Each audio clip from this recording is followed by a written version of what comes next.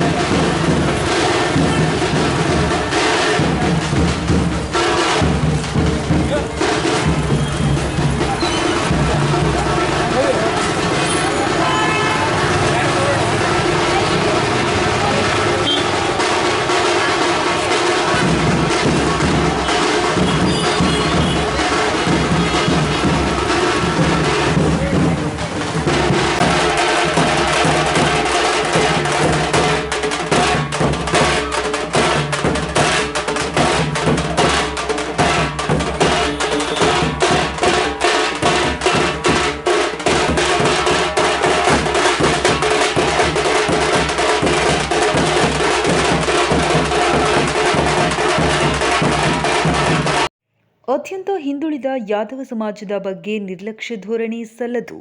ಶ್ರೀ ಯಾದವ್ ಗಂಗಾವತಿ ಸಾಮಾಜಿಕವಾಗಿ, ಆರ್ಥಿಕವಾಗಿ, ಶೈಕ್ಷಣಿಕವಾಗಿ ಸೇರಿದಂತೆ ವಿವಿಧ ಕ್ಷೇತ್ರದಲ್ಲಿ ಅತ್ಯಂತ ಹಿಂದುಳಿದ ಜನಾಂಗವಾದ ಯಾದವ ಸಮಾಜವನ್ನು ಸರ್ಕಾರ ಹಾಗೂ ಅಧಿಕಾರಿ ವರ್ಗದವರು ಸಂಪೂರ್ಣವಾಗಿ ನಿರ್ಲಕ್ಷ್ಯ ಧೋರಣೆ ಅನುಸರಿಸುತ್ತಿರುವುದು ದೊಡ್ಡ ದುರಂತವಾಗಿದೆ ಎಂದು ನ್ಯಾಯವಾದಿ ಸಿ ಯಾದವ್ ಹೇಳಿದರು.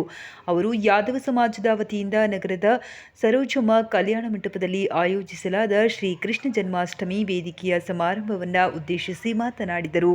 ಶ್ರೀಕೃಷ್ಣನ ಪರಮ ಭಕ್ತರಾದ ಹಾಗೂ ಅನ್ಯಾಯಗಳಾದ ಯಾದವ ಸಮಾಜದ ಬಾಂಧವರು, ಸ್ವಾಭಿಮಾನಿಗಳು ಇದುವರೆಗೂ ಯಾದವ ಸಮಾಜ ಬಾಂಧವರಿಗೆ ನಗರಸಭೆಯಿಂದಾಗಲಿ ಅಥವಾ ಸರ್ಕಾರದ ಯಾವುದೇ ಇಲಾಖೆ ಕಡೆಯಿಂದ ಇದುವರೆಗೂ ಒಂದು ಸಮುದಾಯದ ಭವನ ಸಹ ನಿರ್ಮಾಣವಾಗಿಲ್ಲ.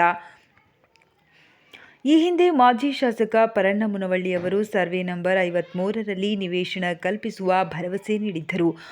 ಆದರೆ ಇದುವರೆಗೂ ಯಾವುದೇ ನಗರಸಭೆಯಿಂದ ನಿವೇಶನ ಮಂಜೂರಾತಿಗೊಳ್ಳದೇ ಇರುವುದು. ಈ ಹಿನ್ನೆಲೆಯಲ್ಲಿ ನೂತನವಾಗಿ ಅಧ್ಯಕ್ಷರಾಗಿರುವ ಮೌಲಾ ಸಾಬ್ ಅವರು ಮುಂದಾಗಬೇಕೆಂದು ಮನವಿ ಮಾಡಿದರು. ಈ ಸಂದರ್ಭದಲ್ಲಿ ಸಮಾರಂಭವನ್ನು ಮಾಜಿ ಶಾಸಕ ಪರಣ್ಣ ಮುನವಳ್ಳಿ, ಸಮಾಜದ ಹಿರಿಯ ಮುಖಂಡ ಕರಡಪ್ಪ ಹನುಮಂತಪ್ಪ ನಾಯಕ್ ಇತರರು ಉಪಸ್ಥಿತರಿದ್ದರು. ಇದಕ್ಕೂ ಪೂರ್ವದಲ್ಲಿ ಶ್ರೀ ಕೃಷ್ಣದೇವರಾಯ ವೃತ್ತದಿಂದ ಸರೋಜಮ್ಮ ಕಲ್ಯಾಣ ಮಂಟಪದವರೆಗೂ ಬೃಹತ್ ಮೆರವಣಿಗೆಯನ್ನು ಸಕಲ ಭಾಗ್ಯ ವೈಭವದೊಂದಿಗೆ ನಡೆಸಲಾಯಿತು. ಈ ಸಂದರ್ಭದಲ್ಲಿ ಯಾದವ ಸಮಾಜದ ಅಧ್ಯಕ್ಷರಾದ ಶ್ರೀ ಎಚ್ ಸಿ ಯಾದವ್, ಅನುಮೇಶ್ ಯಾದವ್, ವಕೀಲರು ಕೃಷ್ಣ ಯಾದವ್, ಹನುಮಂತಪ್ಪ ಕತ್ತಿ, ಬಸಣ್ಣ ಸಪ್ಪಡಿ, ಮಲ್ಲಪ್ಪ ದಾಸರ್, ಹೇಮಣ್ಣ ಸಾಯಿನಗರ, ನಾಗಪ್ಪ ಹಳೆಕುಂಟ, ಕಾಂತಪ್ಪ ಪೂಜಾರ್, ಗೋವಿಂದಪ್ಪ ಸಾಯಿನಗರ, ರಾಮಲಿಂಗೇಶ್ವರ ನಗರ, ಹುಲಗಪ್ಪ ಲಿಂಗದಳ್ಳಿ, ಪಂಪಾಪತಿ ಮಲ್ಲಾಪುರ, ಬಸವಣ್ಣಗೌಡ ಮಲ್ಲಾಪುರ ಮತ್ತು ಇದೇ ಸಂದರ್ಭದಲ್ಲಿ ಮಾಜಿ ಶಾಸಕರಾದ ಪರಣ್ಣ ಮುನವಳ್ಳಿ, ದುರುಗಪ್ಪ, ನಗರಸಭೆಯ ಅಧ್ಯಕ್ಷರಾದ ಮೌಲಾ ಸಾಬ್, ತಾಲೂಕು ಪಂಚಾಯತ್ ಇಒ ಲಕ್ಷ್ಮೀದೇವಿ, ವೀರಭದ್ರಪ್ಪ ನಾಯಕ, ಹನುಮಂತಪ್ಪ ನಾಯಕ, ರಾಘವೇಂದ್ರ ಶೆಟ್ಟಿ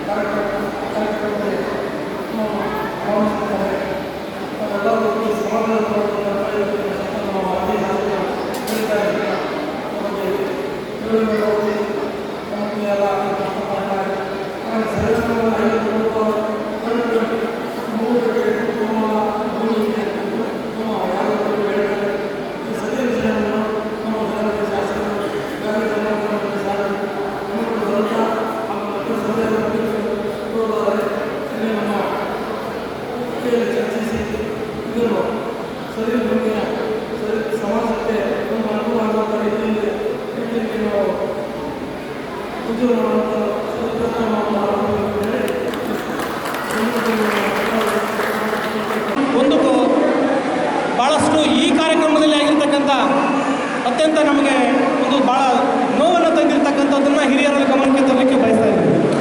ಇವತ್ತೇನೆಂದರೆ ಮಾನ್ಯ ತಹಶೀಲ್ದಾರರಿಗೆ ನಾವು ಪೂರ್ವಭಾವಿ ಸಭೆಯಲ್ಲಿ ಹೇಳಿದ್ವಿ, ಇಲ್ಲ ನಾವು ಇಂಥ ದಿನಾಂಕದಂದು ಕಾರ್ಯಕ್ರಮವನ್ನು ಆಚರಣೆ ಮಾಡ್ತೀವಿ ಅಂತ. ತಹಶೀಲ್ದಾರರು 6ನೇ ತಾರೀಕು 9ನೇ ತಿಂಗಳು ಅಂದರೆ 2 ದಿವಸದ ಹಿಂದೆ ನಗರಸಭೆಗೆ ಒಂದು ಆದೇಶವನ್ನು ಹಾಕಿದ್ದಾರೆ.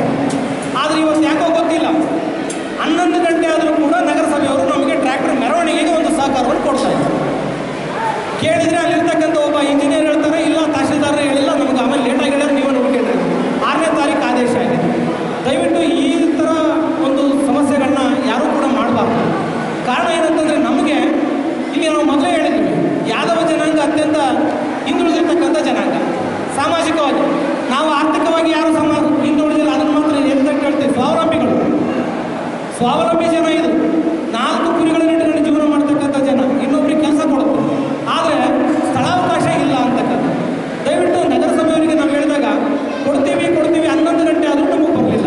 ಕೊನೆಯದಾಗಿ ನಮ್ಮ ಸಮಾಜದವರೇ ನಿಂತ್ಕೊಂಡು ಮೆರವಣಿಗೆಯನ್ನು ಪೂರ್ವವಾಗಿ ತಯಾರಿ ಮಾಡಿಕೊಂಡು ಹೋಗಬೇಕಾದ್ರೆ ಇವತ್ತು ಕಾರ್ಯಕ್ರಮ ತಡವಾಯಿತು. ಹಾಗಾಗಿ ಹಿರಿಯರಲ್ಲಿ ಮತ್ತು ತಮ್ಮೆಲ್ಲರಲ್ಲೂ ಕೂಡ ತಡವಾಗಿದ್ದಕ್ಕೆ ನಾನು ಕ್ಷಮೆಯನ್ನು ಕೋರ್ತಾ ಇದ್ದೀನಿ. ಹೀಗೆ ಎಲ್ಲ ಸಂದರ್ಭಗಳಲ್ಲೂ ಕೂಡ ನಮ್ಮ ಸಮಾಜ ತುಳಿತಕ್ಕೊಳಪಟ್ಟಿರ್ತಕ್ಕಂಥದ್ದು, ಶೈಕ್ಷಣಿಕವಾಗಿರ್ಬೋದು, ಇವತ್ತು ಸಾಮಾಜಿಕವಾಗಿ ಹಿಂದುಳಿದಿರ್ತಕ್ಕಂಥ ಹಲವಾರು ನಿದರ್ಶನಗಳನ್ನು ನಾವು ಕಾಣ್ತಾ ಇದ್ದೀವಿ. ದಯವಿಟ್ಟು ಆರ್ಥಿಕವಾಗಿ ನಾವು ಸ್ವಾವಲಂಬಿಗಳು ಅಂದ್ಕೊಂಡು ಕೂಡ ಯಾರು ಕೂಡ ಎಕನಾಮಿಕಲಿ ಏನು ಲ್ಯಾಕ್ಸ್ ಟುಗೆದರಲ್ಲಿ ಇರಲಿಕ್ಕಿಲ್ಲ, ಬಟ್ ಜೀವನ ಮಾಡೋಷ್ಟು ಸ್ವಾವಲಂಬಿಯಾಗಿ ಜೀವನ ಮಾಡ್ತಿದ್ದಾರೆ ಅಂತ. ಇಂಥ ಜನಾಂಗಗಳನ್ನು ಎತ್ತಿಡುವಂಥ ಕಾರ್ಯವನ್ನು ನಮ್ಮೆಲ್ಲ ಹಿರಿಯ ನಾಯಕರು ಮಾಡಲಿ ಅನ್ನುವಂಥ ಒಂದು ಆಶಾಭಾವನೆ ವ್ಯಕ್ತಪಡಿಸ್ತಾ, ಈ ಸಂದರ್ಭದಲ್ಲಿರ್ತಕ್ಕಂಥ ಎಲ್ಲರಿಗೂ ಮತ್ತೊಮ್ಮೆ ನಾನು ಸ್ವಾಗತವನ್ನು ಕೋರುತ್ತಾ, ಕೃಷ್ಣನ ಸಂದೇಶಗಳನ್ನು ಹೇಳಲಿಕ್ಕೆ ಈ ಒಂದು ವೇದಿಕೆ ಮೇಲೆ ಹಲವಾರು ಗಣ್ಯರ ಜೊತೆಗೆ ಉಪನ್ಯಾಸಕರಾಗಿ ನಮ್ಮ ಧನರಾಜ್ ಅವರು ಮತ್ತು ನೀಲಕಂಠಪ್ಪ ನಾಗಶೆಟ್ಟಿ ಅವರು ಕೂಡ ಬಂದಿದ್ದಾರೆ. ಅವರ 4 ಮಾತುಗಳನ್ನು ಕೇಳಬೇಕು ತಾವೆಲ್ಲರೂ ಕೂಡ ಅಂತ ಭಾವಿಸ್ತೀನಿ. ಈಗ ಯಾರೋ ಒಬ್ಬರಿಂದ ಮಾಡ್ತಕ್ಕಂಥದ್ದಲ್ಲ, ನಿಜವಾಗಿಯೂ ಪ್ರಾರಂಭಿಕ ಹಂತದಿಂದ ಯಾದವ ಸಮಾಜವನ್ನು ಸಂಘಟಿಸುವಂಥ ನಿಟ್ಟಿನಲ್ಲಿ ನಮ್ಮ ಸಮಾಜದ ಹಿರಿಯರಾಗಿ ಗುರುಸ್ಥಾನದಲ್ಲಿರುವಂಥ ಕರಡೆಪ್ಪ ಗುರುವಿನ ಅಂತಕ್ಕಂಥವರು ಕೂಡ ಈ ಸಮಾಜದಲ್ಲಿ ಯಾವತ್ತೂ ಕೂಡ ಸಂಘಟನಾ ಚತುರರಾಗಿ ಕೆಲಸವನ್ನು ಮಾಡಿದ್ದಾರೆ. ಹಾಗೆಯೇ ನಮ್ಮ ಸಮಾಜದ ಉಪಾಧ್ಯಕ್ಷರಾಗಿ ಆಗಿದ್ದಂಥ ಗಾದೆಪ್ಪ ಬೆಳಕಲ್ ಅವರು ಕೂಡ ಇವತ್ತು ಸಂಘಟನಾ ಚತುರರು, ಅವರು ಕೂಡ ಭಾಳಷ್ಟು ಸಂಘಟನೆಯನ್ನು ಮಾಡಿರ್ತಕ್ಕಂಥದ್ದು. ಅವರು ಇರುವರು ಕೂಡ ಈ ವರ್ಷ ನಮ್ಮಿಂದ ಆಗಲಿದ್ದಾರೆ. ಅವರಿಗೆ ಶ್ರೀಕೃಷ್ಣ ಪರಮಾತ್ಮ ಯಾವತ್ತೂ ಕೂಡ ಒಂದು ಒಳ್ಳೆಯದನ್ನು ಮಾಡಲಿ, ಆ ಒಂದು ಸ್ವರ್ಗವನ್ನು ಕೊಡಲಿ ಅಂತ ನಾನು ಆಶಿಸ್ತಾ, ಇವತ್ತು ಒಂದು ಮಾತ್ರ ಹಿರಿಯರ ಒಂದು ಗಮನಕ್ಕೆ ತರಲಿಕ್ಕೆ ನಾನು ಬಯಸ್ತೀನಿ. ಇವತ್ತು ನಗರಸಭೆ ಅಧ್ಯಕ್ಷರು ಕೂಡ ವೇದಿಕೆ ಮೇಲೆ ಹಾಜರಿದ್ದಾರೆ, ಜನಪ್ರತಿನಿಧಿಗಳು ಕೂಡ ಹಾಜರಿದ್ದಾರೆ. ಭಾಳ ಅತ್ಯಂತ ಸಂತೋಷ ಏನಂದರೆ, ನಮ್ಮ ತಾಲೂಕು ಪಂಚಾಯತಿ ಯುವ ಮೇಡಮ್ ನಮ್ಮ ಸಹೋದರಿ ಶ್ರೀಕೃಷ್ಣನ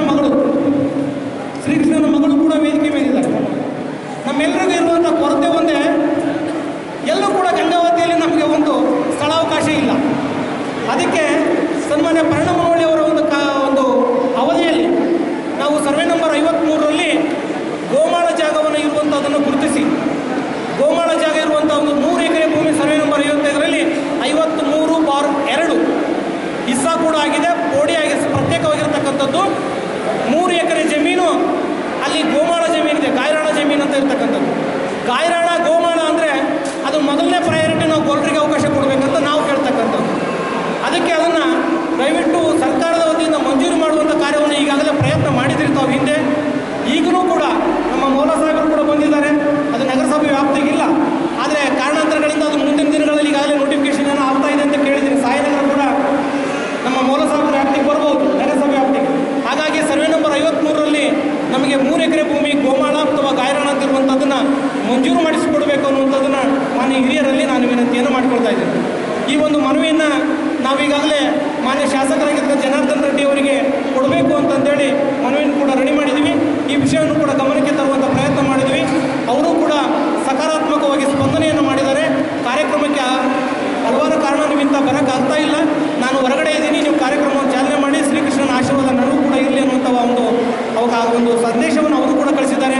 ಅವರನ್ನು ಕೂಡ ಈ ಸಂದರ್ಭದಲ್ಲಿ ನಾನು ಈ ಕಾರ್ಯಕ್ರಮಕ್ಕೆ ಸ್ವಾಗತವನ್ನು ಮಾಡ್ತಾ ಇದ್ದೀನಿ.